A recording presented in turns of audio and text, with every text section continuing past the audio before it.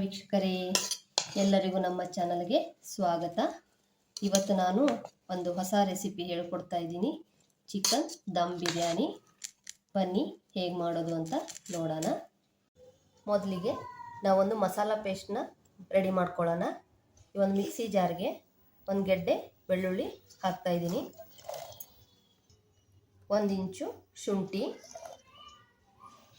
4 ರಿಂದ 5 ಹಸಿ ಮೆಣಸಿನಕಾಯಿ, 1 ಹಿಡಿ ಕೊತ್ತಂಬರಿ ಸೊಪ್ಪು, 1 ಹಿಡಿ ಆಗುವಷ್ಟು ಪುದೀನ ಸೊಪ್ಪು ಹಾಕ್ತಾ ಇದ್ದೀನಿ, ಒಂದು ಚಿಕ್ಕ ಈರುಳ್ಳಿನ ಕಟ್ ಮಾಡಿ ಹಾಕ್ತಾ ಇದ್ದೀನಿ. ಇವಾಗ ಸ್ವಲ್ಪ ಗರಂ ಮಸಾಲೆನೂ ನಾನು ಈ ಮಸಾಲೆ ಪೇಸ್ಟ್ ಮಾಡ್ಕೊಳ್ಳೋದಕ್ಕೆ ಸೇರಿಸ್ಕೊತಾ ಇದ್ದೀನಿ.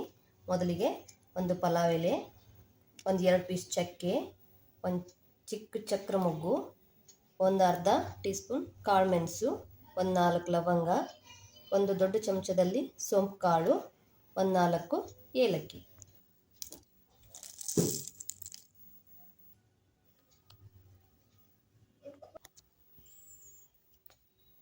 ಇವಾಗ ಮಸಾಲ ಪೇಸ್ಟ್ ರೆಡಿಯಾಗಿದೆ. ನಾನು ಅರ್ಧ ಕೆಜಿ ಚಿಕನ್ನ ನೀಟಾಗಿ ವಾಶ್ ಮಾಡಿ ಇಟ್ಕೊಂಡಿದ್ದೀನಿ. ಇವಾಗ ಚಿಕನ್ನ ಮ್ಯಾರಿನೇಟ್ ಮಾಡೋಣ.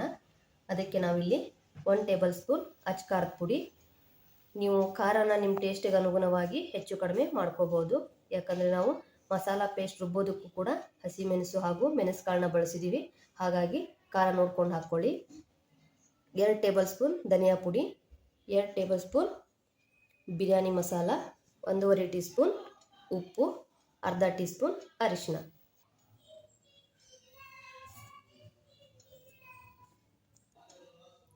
ಇವಾಗ ಇದಕ್ಕೇನೆ ಅರ್ಧ ಕಪ್ಪು ಮೊಸರು ಹಾಕ್ತಾ ಇದ್ದೀನಿ.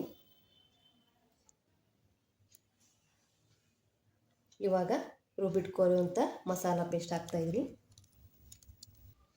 ಇವಾಗ ಅರ್ಧ ನಿಂಬೆಹಣ್ಣು ರಸನ ಸೇರಿಸ್ತಾ ಇದ್ದೀನಿ.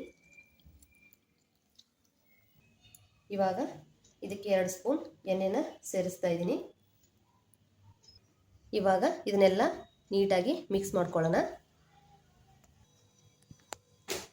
ಇವಾಗ ಇದನ್ನು ಒಂದು ತಟ್ಟೆ ಮುಚ್ಚಿಬಿಟ್ಟು ಅರ್ಧ ಗಂಟೆ ಮ್ಯಾರಿನೇಟ್ ಆಗೋಕ್ಕೆ ಫ್ರಿಜ್ಜಲ್ಲಿ ಇಡ್ತಾ ಇದ್ದೀನಿ. ಇವಾಗ ನಾನಿಲ್ಲಿ ಬಿರಿಯಾನಿ ರೈಸ್ನ ತೊಗೊಂಡಿದ್ದೀನಿ. ಅರ್ಧ ಕೆಜಿ ಚಿಕನ್ಗೆ ನಾನು 3/4 ಕೆಜಿ ರೈಸ್ನ ತೊಗೊಂಡಿದ್ದೀನಿ. ನಿಮಗೆ ಕೆಜಿ ಅಳತೆ ಗೊತ್ತಾಗಲಿಲ್ಲ ಅಂತಂದರೆ ಈ ಗ್ಲಾಸ್ನಲ್ಲಿ 2.5 ಗ್ಲಾಸು ಅಕ್ಕಿ ಇದೆ. ಇನ್ನೊಂದು 2 ಸತಿ ನೀಟಾಗಿ ವಾಶ್ ಮಾಡಿಕೊಂಡು ಅಕ್ಕಿನ ನೆನೆ ಹಾಕೋಣ. ಇವಾಗ ಅಕ್ಕಿಗೆ ನೀರು ಸೇರಿಸಿದ್ದೀನಿ. ಇವಾಗಿದು ಒಂದು 25 ನಿಮಿಷ ನೆನೆಯಲಿ. ಇಲ್ಲಿ ಇವಾಗ ಅನ್ನ ಬೇಯಿಸೋದಕ್ಕೆ ನಾನು ರೆಡಿ ಮಾಡ್ಕೊಳ್ತಾ ಇದ್ದೀನಿ. ಒಂದು ಪಾತ್ರೆಯಲ್ಲಿ ಒಂದು 3 ಲೀಟ್ರ್ ಹತ್ರ ನೀರು ಹಾಕ್ಕೊಂಡಿದ್ದೀನಿ. ಆ ನೀರಿಗೆ ಒಂದು 2 ರಿಂದ 3 ಟೀ ಸ್ಪೂನು ಉಪ್ಪು ಸೇರಿಸ್ತಾ ಇದ್ದೀನಿ. ಅದೇ ನೀರಿಗೆ ನಾನು 1 ಟೀ ಸ್ಪೂನು ಜೀರಿಗೆ, 1 ಪೀಸು ಚಕ್ಕೆ, 1-2 ಏಲಕ್ಕಿ, ಸ್ವಲ್ಪ ಮೆಣಸುಕಾಳು, 1 ಚಕ್ರ ಮೊಗ್ಗನ್ನು ಸೇರಿಸ್ತಾ ಇದ್ದೀನಿ. ಅನ್ನನೂ ಕೂಡ ಚೆನ್ನಾಗಿ ಘಮ ಹಿಡ್ಕೊಳ್ಳಿ ಅಂತ ನೀರಿಗೆ ಮಸಾಲೆನ ಸೇರಿಸ್ತಾ ಇದ್ದೀನಿ. ಇವಾಗಿದು ಚೆನ್ನಾಗಿ ಕುದಿ ಬರಲಿ. ನೀರು ಚೆನ್ನಾಗಿ ಕುದೀತಾ ಇದೆ. ನಾವು ಇದರಲ್ಲಿ ಸೇರಿಸ್ಕೊಂಡಿರುವಂತಹ ಎಲ್ಲ ಮಸಾಲೆನ ಎತ್ಕೊಂಡ್ಬಿಡೋಣ. ಇವಾಗ ಅಕ್ಕಿ ಚೆನ್ನಾಗಿ ನೆಂದಿದೆ. ಇದನ್ನು ನೀರಿಗೆ ಸೇರಿಸ್ಕೋತಾ ಇದ್ದೀನಿ.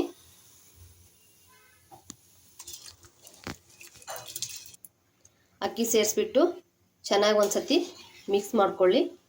ಇವಾಗಿದು ಒಂದು 70% ಬೆಂದರೆ ಸಾಕು. ಆಮೇಲೆ ನೀರನ್ನು ಶೋಧಿಸ್ಕೊಳ್ಳೋಣ. ಇವಾಗ ಇದು ಒಂದು 70% ಬೆಂದಿದೆ. ಇದನ್ನು ಇವಾಗ ಶೋಧಿಸ್ಕೊಳ್ಳೋಣ. ಇವಾಗ ಗ್ಯಾಸ್ ಮೇಲೆ ಒಂದು ಪಾತ್ರೆ ಇಟ್ಕೊಂಡು ಒಂದು 3 ರಿಂದ 4 ಟೇಬಲ್ ಸ್ಪೂನ್ ಎಣ್ಣೆನ ಸೇರಿಸ್ಕೊಂಡಿದ್ದೀನಿ. ಎಣ್ಣೆ ಬಿಸಿ ಆದಮೇಲೆ 2 ಪಲಾವ್ ಎಲೆ, 1 ಚಿಕ್ಕ ಈರುಳ್ಳಿನ ಉದ್ದದಾಗಿ ಕಟ್ ಮಾಡಿಕೊಂಡು ಹಾಕ್ತಾ ಇದ್ದೀನಿ. ಇವಾಗ ಈರುಳ್ಳಿ ಚೆನ್ನಾಗಿ ಫ್ರೈ ಆಗಿದೆ. ಇದಕ್ಕೆ 2 ಮೀಡಿಯಂ ಸೈಜ್ ಟೊಮೆಟೊನ ಸೇರಿಸ್ತಾ ಇದ್ದೀನಿ. ಟೊಮೆಟೊ ಚೆನ್ನಾಗಿ ಸಾಫ್ಟ್ ಆಗೋವರೆಗೂ ಫ್ರೈ ಮಾಡ್ಕೊಳ್ಳಿ. ಇವಾಗ ಇದಕ್ಕೆ ಮ್ಯಾರಿನೇಟ್ ಮಾಡಿ ಇಟ್ಕೊಂಡಿರುವಂತಹ ಚಿಕನ್ನ ಸೇರಿಸ್ತಾ ಇದ್ದೀನಿ.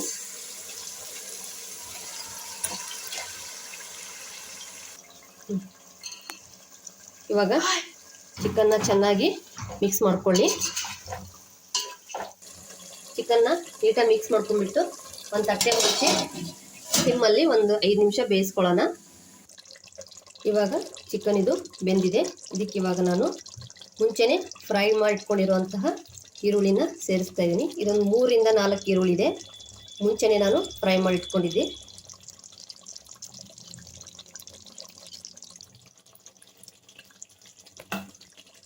ಇವಾಗ 1 ಟೇಬಲ್ ಸ್ಪೂನು ಕಸೂರಿ ಮೆಥಿನ ಸೇರಿಸ್ತಾ ಇದ್ದೀನಿ.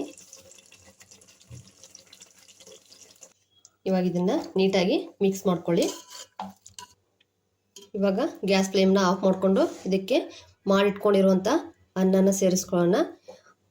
ಅಕಸ್ಮಾತ್ ನೀವು ಇಲ್ಲಿ ಉಪ್ಪು ಚೆಕ್ ಮಾಡ್ಕೊಳ್ಳಿ, ಒಂದ್ಸತಿ ಕಡಿಮೆ ಏನಾದಿದ್ರೆ ಹಾಕ್ಕೊಳ್ಳಿ.